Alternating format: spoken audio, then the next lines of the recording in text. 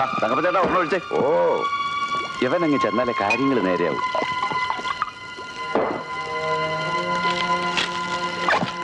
തങ്കപ്പച്ചേട്ടാ, ചെക്കൻ ക്ലാസ് എടുത്തോണ്ട് പോകും. വേഗം വന്നു. മോള് കരയല്ലേ? എന്റെ മോളെ ഞാനെടുക്കാം. അമ്മ വേഗം കാച്ച്. ഇത് എവിടെ നിന്ന് കിട്ടി മക്കളെ? കാട്ടെ, അമ്മ വേഗം കാച്ച്. എന്നാ മോളെ ഒന്ന് പിടിക്കേ.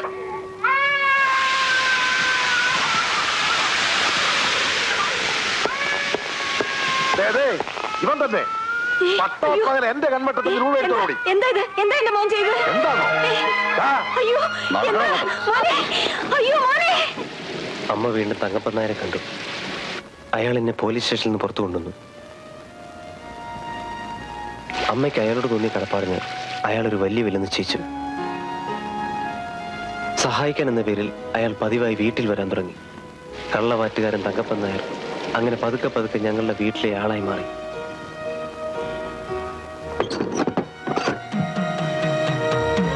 പിന്നെ അമ്മയുടെ രണ്ടാം ഭർത്താവായി.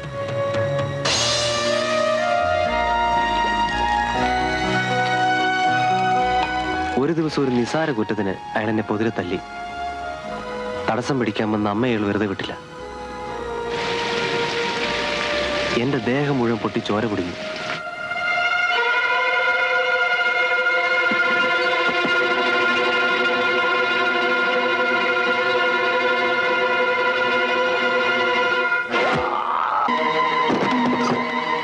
ഇരുട്ടത്ത് എങ്ങോട്ടൊന്നില്ലാതെ ഞാൻ ഓടി.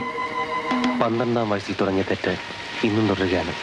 പലപ്പോഴും ജയിലിലായി പല കുറ്റങ്ങൾക്കും.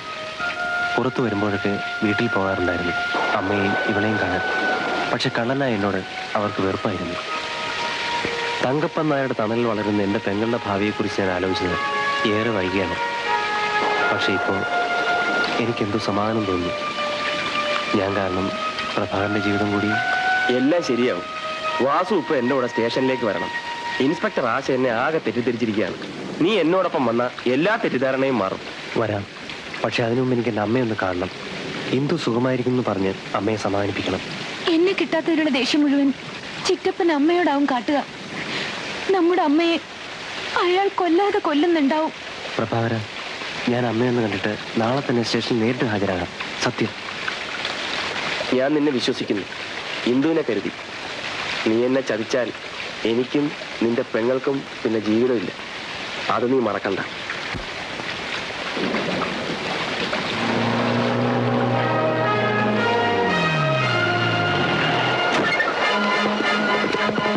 അനങ്ങിപ്പോരുത്.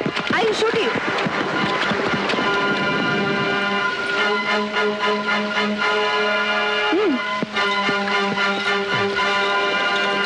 ഇനിയും നിരപരാധി ചമയാനാണോ ഭാവം?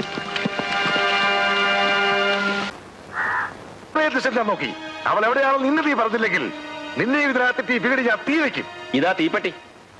തീ വെക്കാൻ ഞങ്ങളോട് സഹായിക്കാം. നിങ്ങൾ ആരാ? എന്ത് വേണം? വേണ്ടത് നിന്റെ കൈയും കാലും. നീ തന്നെ മുറിച്ചു തരുന്നോ അതോ ഞങ്ങൾ മുറിച്ചെടുക്കണം? ഇറങ്ങി പോടാ. ഈ തങ്കപ്പൻ നായർ ആരാണെന്ന് നിങ്ങൾക്ക് അറിയില്ല. അതുകൊണ്ടല്ലേ ഈ മേൽവിലാസം തിരക്കി പിടിച്ച് ഞങ്ങൾ വന്നത്. ഇനി ശരിക്കും പരിചയപ്പെട്ടോളെ. എന്ത് പറഞ്ഞു?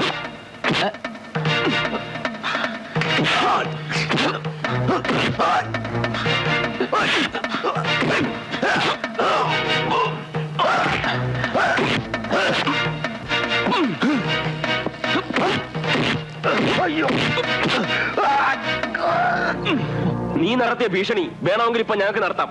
വാതിൽ അടച്ചുപൂട്ടി വീടിന് തീ വെക്കാം. പട്ടി. എടോ, ചൂരത്തം പെണ്ണുങ്ങളോടല്ലോ കാണിക്കേണ്ടത്. അമ്മ ഇനി ഇവിടെ താമസിക്കണ്ട. നമുക്ക് ഇന്ദുവിന്റെ അടുത്തേക്ക് പോവാം. എന്റെ ഇന്ദു മോളോ? അവളാണോ നിങ്ങളെ ഇങ്ങോട്ട് അയച്ചത്? അതെ. ഇന്ദു. അമ്മേ, മോളെ, എന്റെ പൊന്നു മോളെ, നിന്നെ കാണാതായപ്പോ അമ്മ ആകെ തളർന്നു പോയി. അമ്മ അകത്തേക്ക് ചെല്ലും. അമ്മ വരും.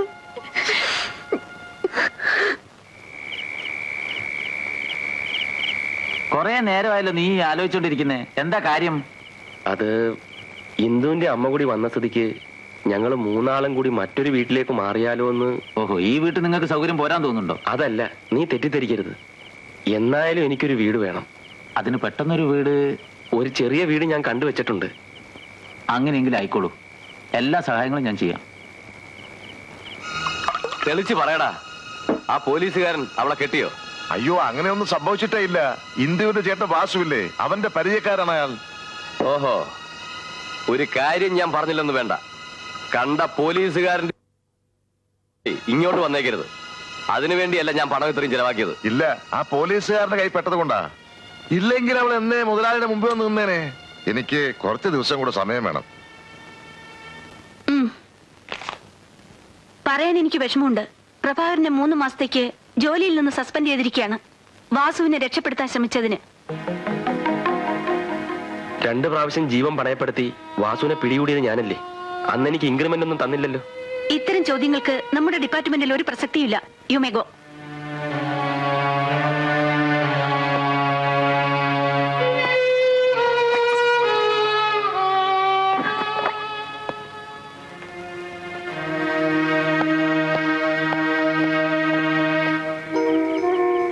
ഞങ്ങള് കാരണം സാറിന്റെ ജീവിതം പാഴായല്ലേ? ഇത് സസ്പെൻഷനാ, ഡിസ്മിസൽ അല്ല. ഞങ്ങൾ ഞങ്ങളുടെ വീട്ടിൽ പോയിക്കോളാം. സാറിന്റെ വീട്ടിൽ പോയി സുഖമായിരിക്കേ. ആദ്യം നിങ്ങൾ രണ്ടുപേരും ഈ സാറേ എന്നുള്ള വിളിയൊന്ന് നിർത്തണം. ഇന്ദുവിന്റെ അമ്മയെ എന്റെ അമ്മയായിട്ടേ ഞാൻ കണക്കാക്കിയിട്ടുള്ളൂ. ഈ ജോലി പോയാലും നിങ്ങൾ രണ്ടുപേരെയും പുലർത്താനുള്ള ആരോഗ്യം എനിക്കുണ്ട്. മോനെ, എന്നെ ഡിസ്മിസ് ചെയ്തപ്പോ പറഞ്ഞിട്ട് ഞാൻ ഇറങ്ങിപ്പോന്നു. എന്റെ മോൻ ഈ ഉമ്മാക്കി കണ്ടിട്ടൊന്നും പേടിക്കരുത്. തുമ്മ്യാ തെറിച്ചു പോണ മൂക്ക് നമുക്ക് എന്തിനാണ്? മോളെ, ഞാൻ എന്തെങ്കിലും തെറ്റായിട്ട് പറഞ്ഞിട്ടുണ്ടെങ്കിൽ നീ അത് മറന്നേക്കണം. ഇത് ഇന്ദുവിന്റെ അമ്മയല്ലേ? എന്താ പേര്? ദേവകി. ദേവകി കുട്ടി, നീ എന്റെ അനിയത്തിയ, ഞാൻ നിന്റെ ചേട്ടൻ. ഇവൾ എന്റെ മോന്റെ മുറപ്പെണ്ണ്. എന്റെ അനന്തരവളെ എന്റെ മോൻ കെട്ടും. ഞാൻ നോക്കട്ടെ. ഓ എനിക്കൊരു 5 രൂപ താടാ. അച്ഛൻ ഇപ്പൊ തന്നെ നന്നായി കുടിച്ചിട്ടുണ്ട്. ഇതിൽ കൂടുതലായാൽ ആരെങ്കിലും ചീത്ത വിളിക്കും. വേണ്ട. എന്റെ പൊന്നു മോനല്ലേ, നിന്റെ സസ്പെൻഷൻ അച്ഛനൊന്നും ആഘോഷിക്കട്ടാ. ഇന്ന് കുടിച്ചില്ലെങ്കിൽ ഞാൻ നെഞ്ചു പൊട്ടി ചത്തുപോകും. താട മോനെ.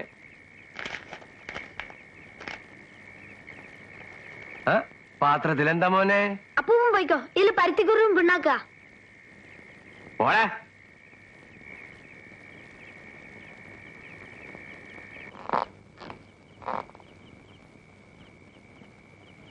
എടീ, എന്റെ മോനെ നീ സസ്പെൻഡ് ചെയ്യല്ലടി. ധൈര്യം ഉണ്ടെങ്കിൽ പുറത്തിറങ്ങി വന്ന് ഈ ചോദ്യത്തിന് സമാധാനം പറ. രാപ്പകയില്ലാതെ കഷ്ടപ്പെടുന്ന പാവപ്പെട്ട പോലീസുകാരനൊരു അബദ്ധം പറ്റിയ നീ സസ്പെൻഡ് ചെയ്യല്ലടി. എന്താ നിങ്ങളുടെ ഭാവം? മദ്യപിച്ച് ലെക്കിട്ട് സ്ത്രീകൾ മാത്രം താമസിക്കുന്നിടത്തുനിന്ന് എന്ത് തോന്നിയ സാധാരണോ? ഇറങ്ങി പോകുന്നുണ്ടോ? അതോ കേസ് ചാർജ് ചെയ്യണോ? ഇവള് പറഞ്ഞത് കേട്ടാ? ചാർജ് ചെയ്യും പോലും. നീ പോയി ചാർജ് ചെയ്യടി. ആ കേസ് എങ്ങനെ വരുമെന്ന് എനിക്കറിയാം. നരുന്ത് പെണ്ണ്. ഞാൻ കാണാത്ത ഏത് കേസാ ഇവള് കണ്ടിരിക്കണേ? ഇവളെയൊക്കെ ഇൻസ്പെക്ടർ ആക്കിയ പോലീസ് ഡിപ്പാർട്ട്മെന്റ് എങ്ങനെ ഗുണം പിടിക്കുക?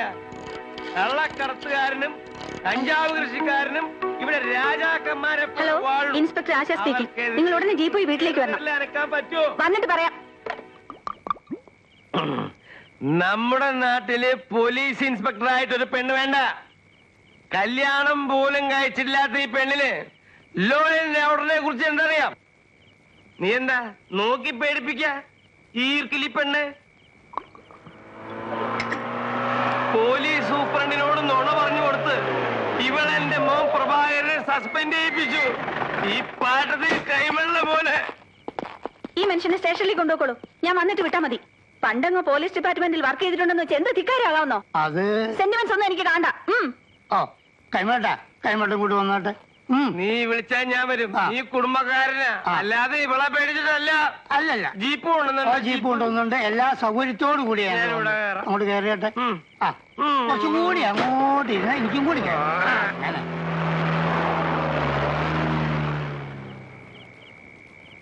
പോലീസ് സ്റ്റേഷനിലേക്കല്ല, പ്രാന്ത ആസ്പത്രിയിലേക്കാ കളവനെ അയക്കേണ്ടത്. നീ ആരോട് ഈ പ്രതികാരം ചെയ്യുന്നത്? ആ കളവനോടോ അതോ അയാളുടെ മകനോടോ? What you mean? I mean what I say. പ്രഭാകരനെ നിനക്ക് ഇഷ്ടമായിരുന്നു. അയാൾ മറ്റൊരു പെണ്ണിനെ വിവാഹം കഴിക്കുമെന്ന് ഉറപ്പായപ്പോ നിനക്ക് അയാളോട് ദേഷ്യമായി. പിന്നെ അയാളുടെ കുറ്റങ്ങൾ കണ്ടുപിടിക്കുക മാത്രമായി നിന്റെ ലക്ഷ്യം.